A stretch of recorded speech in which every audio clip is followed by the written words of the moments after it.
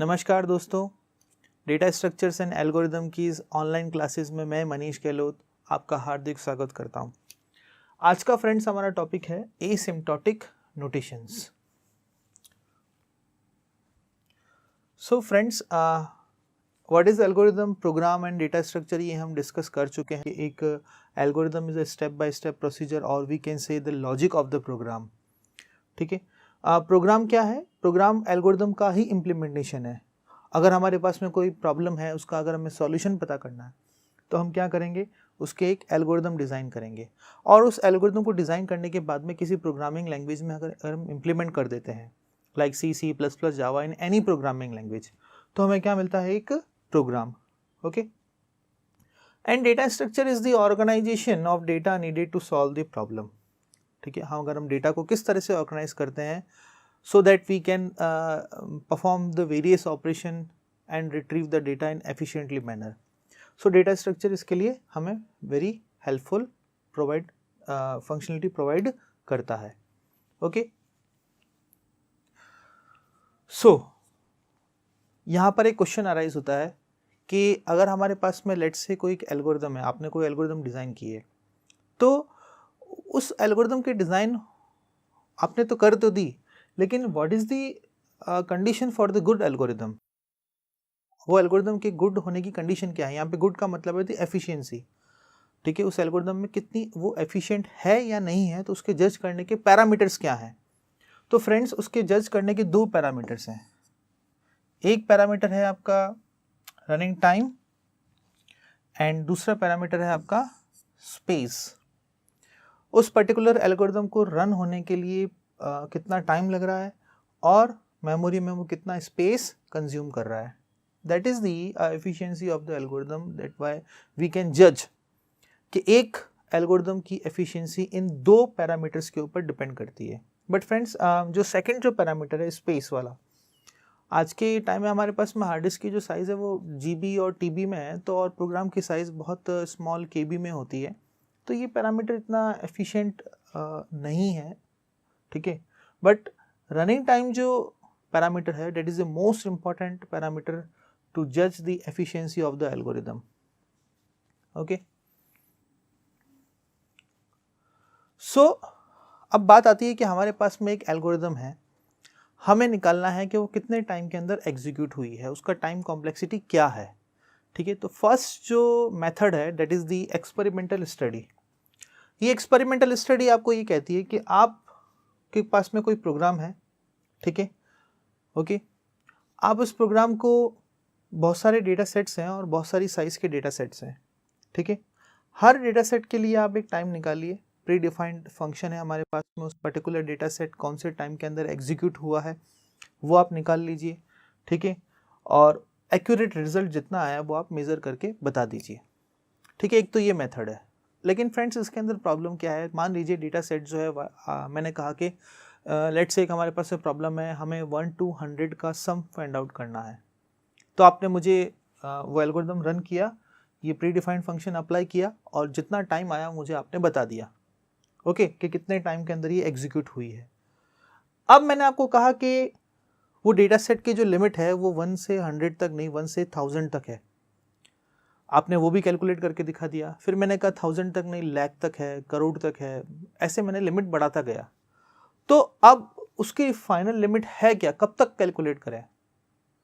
तो ये experimental study एक पर्टिकुलर डेटा सेट पर ही अप्लाई की जा सकती है। इसके बियॉन्ड अगर हम अप्लाई करना चाहें तो नहीं कर सकते, क्योंकि वो पॉसिबल नहीं है। ठीक है,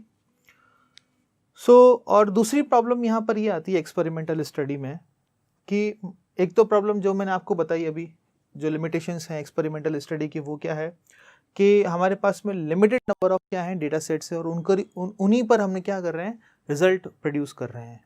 ठीक है, और जो सेकंड जो प्रॉब्लम है कि अगर हमारे पास में कोई एल्गोरिदम है और प्रोग्राम है, उसका हमें टाइम फाइंड आउट करना है, टाइम कॉम्प्लेक्सिटी पता करनी है कि कितना टाइम आएगा सॉल्व करने के लिए, तो हमें क्या यूज़ करना पड़ेगा? Same set of hardware and software use करना पड़ेगा। अब यहाँ पे फ्रेंड्स, ये सेम सेट ऑफ हार्डवेयर और सॉफ्टवेयर का मतलब क्या है? बेसिकली लेट्स से फ्रेंड्स, आपके पास में एक सिस्टम है जो सेलेरॉन प्रोसेसर का है, बहुत ही पुराना, और उसके अंदर लेट से 256 MB रैम है, बहुत कम GB की रैम है, और वो एक प्रॉब्लम आपने उस पर्टिकुलर कॉन्फ़िगरेशन पर रन किया, ठीक है, और मुझे टाइम निकाल के आपने बता दिया। और एक आपके पास में एक ऐसा सिस्टम है जो लेट से क्वाड कोर और ऑक्टा कोर प्रोसेसर है, और उसमें 8 या 10 GB रैम है, उसमें आपने वो एक प्रॉब्लम रन की, ठीक है, और आपने मुझे टाइम निकाल के बता दिया। प्रॉब्लम सेम है, लेकिन आपने क्या यूज़ किया, डिफरेंट हार्डवेयर और सॉफ्टवेयर का यूज़ करके आपने वो टाइम निकाला।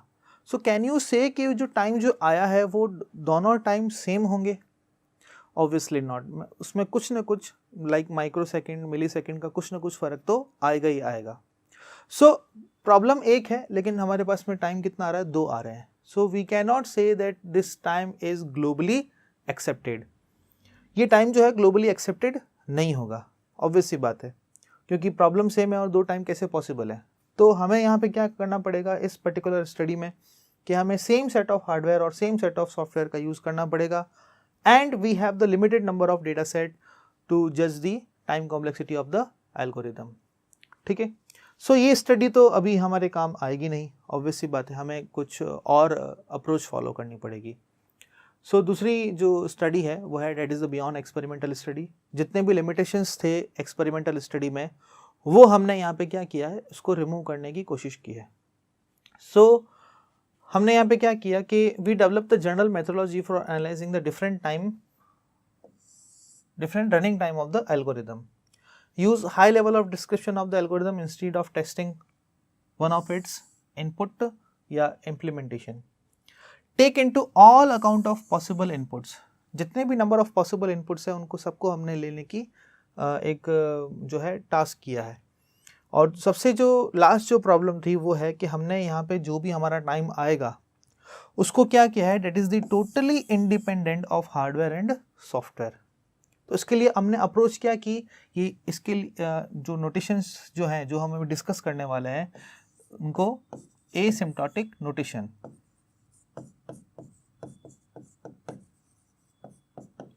ठीक है, इन्हीं नोटेशंस को यूज़ करते हुए हमने क्या किया, ये बियॉन्ड एक्सपेरिमेंटल स्टडी हमने की है, जो ना तो किसी हार्डवेयर और सॉफ्टवेयर के कंस्ट्रेंट्स के ऊपर डिपेंडेंट है, और हमने क्या किया यहाँ पे एक जनरल मेथोडोलॉजी अप्लाई की है जो पर्टिकुलर किसी डेटा सेट के ऊपर डिपेंडेंट नहीं है, वो सारे ग्लोबली एक्सेप्टेड होंगे वहाँ पे। सो आगे हम यही डिस्कस करने वाले हैं कि एसिम्प्टोटिक नोटेशंस को हम किस तरह से लिखें और उसकी प्रॉपर डेफिनेशन क्या है और उसके टाइप्स क्या हैं, ठीक है।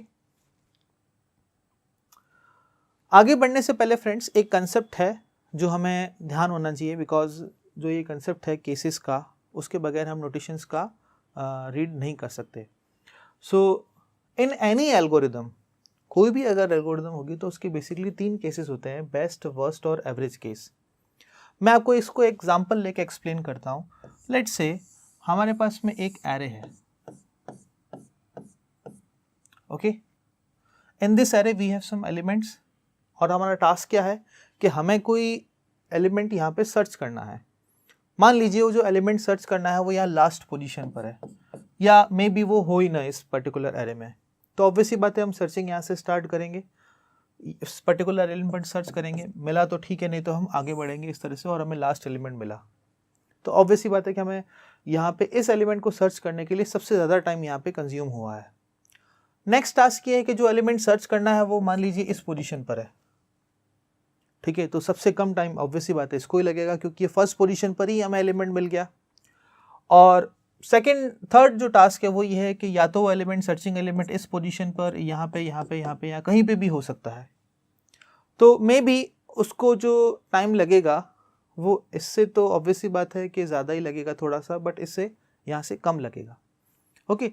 तो ये एक 3 जो मैंने प्रॉब्लम बताई है, इन्हीं 3 प्रॉब्लम के ऊपर ये 3 केसेस हैं। अगर हमें एक पर्टिकुलर टास्क को परफॉर्म करने के लिए सबसे कम टाइम कंज्यूम हो रहा है तो उसको हम कहेंगे best case of the algorithm. अगर हमें सबसे ज़्यादा टाइम कंज्यूम हो रहा है तो उसको हम कहेंगे worst case of the algorithm. और इन बिटवीन, ठीक है, between the best and worst we have some average case, कहीं ना कहीं वो एवरेज केस जो है वो लाई करेगा। चलिए फ्रेंड्स, अब हम आते हैं इसके ऊपर, ग्राफ के ऊपर। आपको ये तो पता लग गया कि बेस्ट केस, वर्स्ट केस और एवरेज केस क्या होता है।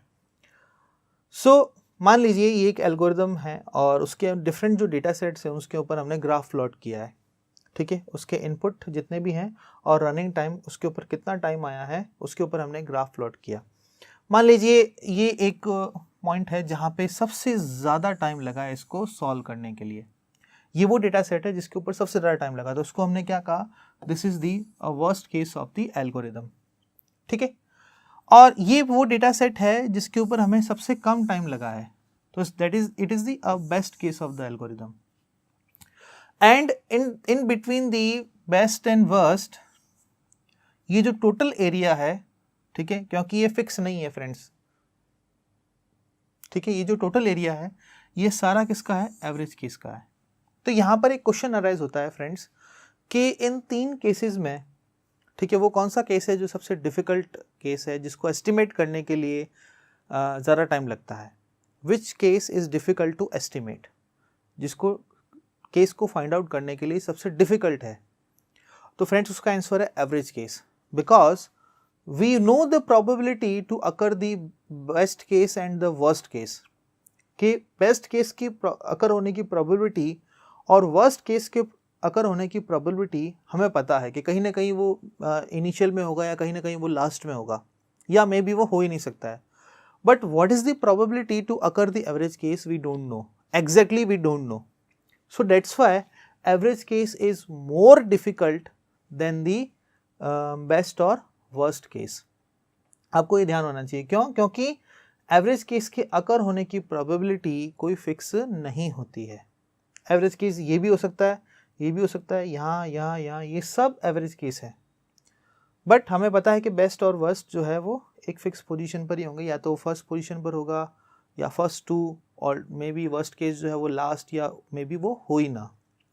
बट हम एग्जैक्ट नहीं बता सकते कि एवरेज केस कहाँ कर होगा। So that's why average case is more difficult to estimate. Now friends, next we have the asymptotic analysis. First of all friends, जब भी हम कोई फंक्शन या फिर कोई किसी एल्गोरिदम की टाइम कॉम्प्लेक्सिटी हम निकालते हैं तो बेसिकली उसके दो रूल्स होते हैं, ठीक है। These are the two rules, ठीक है। मैं आपको इसको एक एग्जांपल के थ्रू बताता हूँ। Let's say we have a function, मान लीजिए fn, और उसकी फॉर्मेट में लेट कोई टाइम कॉम्प्लेक्सिटी आई है, मान लीजिए 5n² प्लस 6n प्लस 10, ये आई है। तो इसके लिए दो रूल्स हैं। दो रूल्स क्या डिसाइड किया गया है कि drop all the lower order terms and drop all the constants, ठीक है। हमें क्या करना है कि लेट्स से हमारे पास में लोअर ऑर्डर टर्म्स क्या है, इसमें n² और n, ठीक है। अगर मैं लोअर ऑर्डर टर्म की बात करूँ तो वो क्या है, यहाँ पे n है, तो उसको हमें क्या करना है, बिल्कुल ड्रॉप कर देना है, ठीक है। सेकेंड रूल ये कहता है कि ड्रॉप ऑल दी कॉन्स्टेंट्स। इस पर्टिकुलर फंक्शन में जितने भी कॉन्स्टेंट्स आ रहे हैं लाइक 5, 6 और 10, इसको भी हमें क्या कर देना है, ड्रॉप कर देना है, ओके। और फाइनल जो हमारे पास में टाइम आया है in the form of n, where n is the number of inputs, वो क्या है, n², ठीक है। बेसिकली फ्रेंड्स, इसका ड्रॉप करने का सेंस क्या है कि अभी हमने डिस्कस किया था कि एक एक्सपेरिमेंटल स्टडी में कि जितने हार्डवेयर और सॉफ्टवेयर कंस्ट्रेंट्स हैं वो हमारे जो ग्लोबल टाइम है उसको इफेक्ट करते हैं, ठीक है, ओके। तो ये हार्डवेयर और सॉफ्टवेयर कंस्ट्रेंट्स वही हैं जो हमें क्या करना है, ड्रॉप करना है। अब किसी फ्रेंड्स, लेट्स से कोई fn फंक्शन है, मान लीजिए एक पर्टिकुलर सेट पे रन किया तो ये टाइम आया, और दूसरे किसी लेट्स से हाई कॉन्फ़िगरेशन पर अगर रन किया तो कुछ और टाइम आया होगा, ठीक है, 4n² प्लस 2n प्लस 4, कुछ ही आया होगा। लेकिन फाइनल जब हम इसको सारे लोअर ऑर्डर टर्म्स और कांस्टेंट को ड्रॉप करेंगे तब भी क्या आएगा, n² ही आएगा। तो ये सारे कांस्टेंट्स और ये सारी जो लोअर ऑर्डर टर्म्स हैं, ठीक है, इनको हमें क्या करना है, ड्रॉप करना है, ठीक है। आफ्टर ड्रॉपिंग जो है तभी डिसाइड होगा कि एक पर्टिकुलर एल्गोरिदम या प्रॉब्लम के लिए ग्लोबली एक्सेप्टेड टाइम क्या होगा, ठीक है। So these are the two rules for the asymptotic notations. Next, basically asymptotic notation is the mathematical representation of the complexity, a time complexity. अगर हमें टाइम कॉम्प्लेक्सिटी निकालनी है तो it's totally a mathematical representation of the algorithm. Basically 3 types of the notations, 3 types हैं इसके, big O, omega and theta. Friends 3 तो नहीं है, मैं 5 कहूँगा इसके लिए, मैं आपको बाद में बताऊँगा कि वो 2 एक्स्ट्रा कौन से हैं। Okay, so first is the big O, big omega and big theta. Big O को हम स्मॉल कैपिटल ओ से रिप्रेजेंट करते हैं, ओमेगा को हम ओमेगा के साइन से और थीटा को थीटा के साइन से। ओके, तो हम इसको थोड़ा और जो है क्लासिफाई करके देखते हैं कि इस सब के बीच में क्या डिफरेंस है। ठीक है, so first is big O notation. Friends मैं बता दूं, बिग ओ नोटेशन जो है, जो अभी हमने डिस्कस किया कि बिग ओ नोटेशन आपको वर्स्ट केस प्रोवाइड करवाता है। जो तीनों जो केसेस हैं एल्गोरिदम के, उसमें आपको ये वर्स्ट केस प्रोवाइड करवाता है। ओके, सो वर्स्ट केस को हम, मैंने जैसे कहा कि अपर बाउंड भी कहते हैं। So basically big O notation is the asymptotic upper bound. ठीक है, इट्स एसिम्प्टोटिक अपर बाउंड, और this is indicates the maximum time required by the algorithm. ठीक है, एक आपके एल्गोरिदम को मैक्सिमम टाइम कितना चाहिए एग्जीक्यूट होने के लिए, वो पर्टिकुलर सेट या डेटा सेट कौन सा है जिसमें वो मैक्सिमम टाइम लगाएगा एग्जीक्यूट होने के लिए, वो जो टाइम जो है वो आपको ये बिग ओ नोटेशन प्रोवाइड करता है। So it's provides the worst case और the asymptotic bound, asymptotic upper bound notation. Okay, this is the definition that how we can represent the big O notation. ठीक है, let's say fn and gn are the two functions, this fn and gn are the two functions. ठीक है, and fn is big O of g of n. ठीक है, fn जो है जब भी कोई हमें लिखना हो time, in the worst case में अगर फॉर्मेट में लिखना हो तो उसकी कंडीशन है, वो हम कब लिखेंगे, fn is big O of g of n when there are some constants like c and n naught always greater than equal to 0 such that fn जो आपका फंक्शन है fn always less than and equal to c of g of n.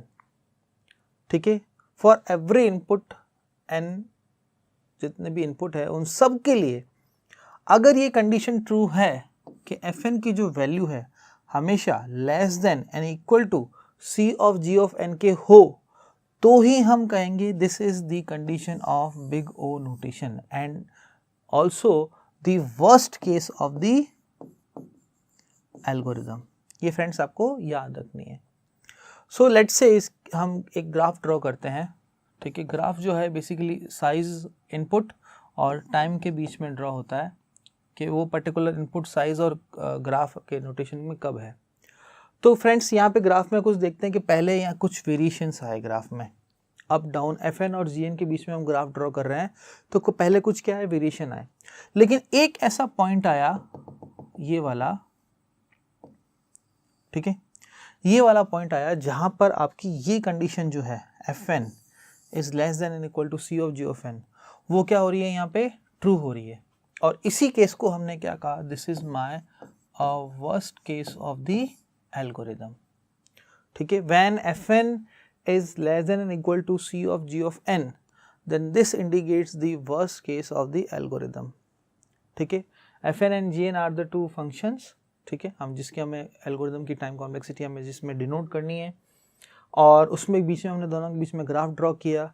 अगर graph में ये condition अगर true होती है एक पर्टिकुलर एक पॉइंट के बाद में, ऐसा ज़रूरी नहीं कि हमेशा शुरुआत से ही कंडीशन जो है ट्रू हो जाए, एक पर्टिकुलर किसी न किसी पॉइंट के बाद में अगर ये कंडीशन ट्रू हो रही है और उसी पॉइंट को हमने क्या कहा, this is my n naught point, अगर ये कंडीशन ट्रू हो रही है तो हम कहेंगे this is the worst case of the algorithm. ठीक है, तो आई थिंक फ्रेंड्स ये क्लियर हो गया होगा। Okay, so worst case big O notation provide the worst case और the upper bound of the algorithm. ठीक है, नाउ बिग ओमेगा नोटेशन। ठीक है, ओमेगा, ठीक है, बिग ओमेगा नोटेशन ये आपको प्रोवाइड कराता है best case of the algorithm. अब आपको पता है कि बेस्ट और वर्स्ट आपस में क्या है, एक दूसरे के अपोजिट है। तो जो हमने कंडीशन अभी बिग ओ के लिए डिस्कस की थी, वर्स्ट केस के लिए डिस्कस की थी। अब जस्ट रिवर्स कंडीशन किसके लिए हो जाएगी, बिग ओमेगा के लिए हो जाएगी। So it is the big omega notation. And मैंने आपको पहले बताया था कि और ये बेस्ट केस प्रोवाइड करता है, तो बेस्ट केस का मतलब क्या हुआ, this is the lower bound of algorithm और it is the minimum time required by the algorithm. ये क्या इंडिकेट करता है कि एक एल्गोरिदम को किस पर्टिकुलर डेटा सेट पर मिनिमम टाइम लगा, ठीक है, वो आपको ये डिनोट करता है। ठीक है, तो आपको ये बेस्ट केस का मतलब सबसे जिसको कम टाइम लगा वो हमको ये इंडिकेट करता है। ठीक है, और it's also the asymptotic lower bound and provides the best case of the algorithm. So जैसा कि हमने अभी कंडीशन डिस्कस की थी, f n and g n are the two functions. ठीक है ना, f n is omega of g of n, f n is omega of g of n if two constants c and n are not such that fn is greater than or equal to c of g of n। Worst case के लिए हमने क्या कहा था, less than equal to, लेकिन यहाँ पे क्या है, जैसा मैंने कहा कि बेस्ट और वर्स्ट आपस में क्या है, एक दूसरे के अपोजिट हैं, तो कंडीशन भी क्या हो जाएगी, बिल्कुल अपोजिट हो जाएगी। तो f n is greater than equal to c of g of n, this indicates the best case of the algorithm. और ग्राफ में भी क्या हो जाएगा, यहाँ पे जस्ट रिवर्स हो जाएगा। ग्रेजुअली इनका इंक्रीमेंट हो रहा है एफ एन और जी एन फंक्शन का, और एक ऐसा पॉइंट आएगा ये वाला जहाँ पर हमारी ये कंडीशन जो है क्या होगी, ट्रू होगी। ठीक है, उसी को ही हमने कहा कि ये हमारे जो है एल्गोरिदम का क्या है, बेस्ट केस है। ठीक है, कुछ वेरिएशन आएंगे ग्राफ में, लेकिन एक पर्टिकुलर पॉइंट के बाद में ये कंडीशन क्या होगी, ट्रू होगी, और इसी को हमने क्या कहा, this is my a best case of the algorithm. अगर ये कंडीशन ट्रू होती है तो पर्टिकुलर उस एन नॉट पॉइंट के बाद में, तो अगर ये कंडीशन ट्रू है then I can write f n is omega of g of n. Constants क्या हो जाएंगे, यहाँ से डिलीट हो जाएंगे। जैसा मैंने आपको रूल बताया था कि दो रूल हैं, बेसिक रूल हैं, drop all the constants and drop all the lower order terms, वो भी यहाँ पर भी एप्लीकेबल होंगे, कोई फंक्शन अगर एफ एन की फॉर्मेट में दे रखा है तो। ठीक है, तो फाइनल जो टाइम आएगा वो किस में लिखेंगे हम, ओमेगा की फॉर्मेट में। और ओमेगा की फॉर्मेट में लिखने का ये मतलब है कि हम जो एल्गोरिदम का टाइम बता रहे हैं वो किस फॉर्मेट में है, बेस्ट केस की फॉर्मेट में। ये हमें क्या प्रोवाइड कर रहा है, बेस्ट केस प्रोवाइड कर रहा है किसी न किसी एल्गोरिदम का। ओके, और जो लास्ट जो नोटेशन है वो है आपका big theta notation. Big theta notation provide the average case of the algorithm, average case. So this is the asymptotically tight bound notation, tight bound, or sandwiched between the best and the worst case of the algorithm. Best और worst के बीच में मैंने आपको graph denote बताया था। ठीक है, तो बेस्ट केस की और वर्स्ट केस में जहाँ उसका जो एरिया है मिडिल का, वो सारा एरिया एवरेज केस का होता है। तो average case is nothing but the tight bound between the best and worst case. Okay, so this indicates the average time required by the algorithm. ठीक है, कि एक एल्गोरिदम का एवरेज केस क्या होगा वो हमें थीटा नोटेशन बताएगा। So this is the formal definition. हमने ये कहा कि कहीं ना कहीं जो एवरेज केस है वो बेस्ट और वर्स्ट के कहीं ना कहीं मिडिल में ही लाई करता है। सो ऑब्वियसली बात है कि हमें यहाँ पर बेस्ट और वर्स्ट केस को इंक्लूड करना पड़ेगा। हमने ये कहा कि f n less than and equal to c of g of n, ये किसकी कंडीशन थी, वर्स्ट केस की। ठीक है, और इसी में मैं अगर ऐड कर दूं ये हमारा C of G of N, तो ये हो गई वर्स्ट केस, ये हो गया एवरेज केस। ठीक है, दो कांस्टेंट ले लेते हैं हम C1 और C2, ठीक है, क्योंकि दोनों C सेम है। सो this is the worst case and this is the average case, and between the worst and average I have the between the best and worst, my mistake, C of G of N ठीक है, between the, ये आपका हो गया best case, ठीक है। Worst case क्या था, f n less than and equal to c of g of n, और बेस्ट था f n greater than equal to c of g of n. तो ये आपका बेस्ट केस, ये आपका वर्स्ट केस, और इन दोनों के बीच में क्या लाई कर रहा है, एफ एन, और एफ एन क्या है हमारा, average case.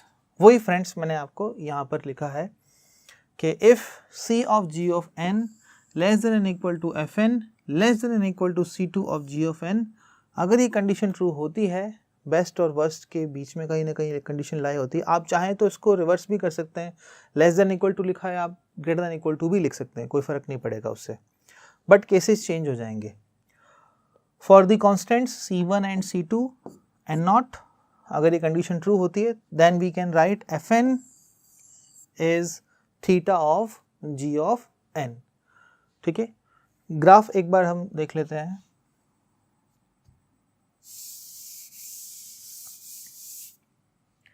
So this is my f n, ठीक है, this is the n naught point जहां पर ये कंडीशन क्या हो रही है, ट्रू हो रही है। Okay, so f n less than and equal to c of g of n, ये हो गया आपके वर्स्ट केस, ठीक है, और ये हो गया बेस्ट केस। ठीक है, so from between best and worst we have the average case. ठीक है, ओके। सो मैंने कहा अगर आपको एक नोटेशन अगर समझ में आ गया तो दूसरा और आगे नोटेशंस जो हैं वो बहुत इजी हो जाते हैं, इजीली आप उसको समझ सकते हैं। ठीक है, सो this is all about the notations, asymptotic notations, उसकी डेफिनेशंस क्या है और उसकी कंडीशंस क्या हैं। Okay, so next is the common asymptotic notations जो हम रेगुलरली आपको डीएसए में बुक्स में मिलेंगे। अगर कहीं बिग ऑफ n1 लिखा है, इसका मतलब क्या है कि वो कांस्टेंट टाइम कॉम्प्लेक्सिटी है। ठीक है, यहाँ 1 का मतलब ये है कि वो एक कांस्टेंट टाइम लग रहा है। वो कांस्टेंट टाइम कितना है, 5 सेकंड है, 10 सेकंड है, 15 मिनट है, 20 मिनट है, वो हमें नहीं पता, बट एक कांस्टेंट टाइम लग रहा है। तो जहाँ पर भी कांस्टेंट टाइम अगर आपको रिप्रेजेंट करना हो तो उसके लिए हम क्या लिखेंगे, बिग ऑफ 1। ठीक है, लॉगरिथमिक टाइम के लिए हम लिखेंगे लॉग ऑफ एन, एन जो कोई भी रिप्रेजेंट करेगा वो लीनियर टाइम को, quadratic time n square, polynomial time and the exponential time. ठीक है, ग्रेजुअली रिलेशन भी यही है कि टाइम कॉम्प्लेक्सिटी इसी फॉर्मेट में क्या होती है, इंक्रीज होती है। ठीक है, सबसे कम टाइम इसको, सबसे ज़्यादा टाइम इसको। ओके, एंड जो मैंने आपको कहा था कि लास्ट जो 2 नोटेशंस हैं वो भी मैं आपको बताऊंगा। सो फर्स्ट नोटेशन क्या था हमारा, f n big O notation where f is always less than and equal to g. Theta में just reverse condition, f greater than equal to g. ठीक है, theta is always f is equal to g. And जो जो notations हैं जो मैं आपको कहा था कि मैं बाद में बताऊंगा, वो है लिटिल ओ,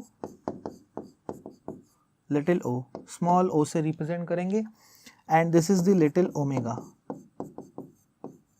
उसको हम रिप्रेजेंट करेंगे स्मॉल w से।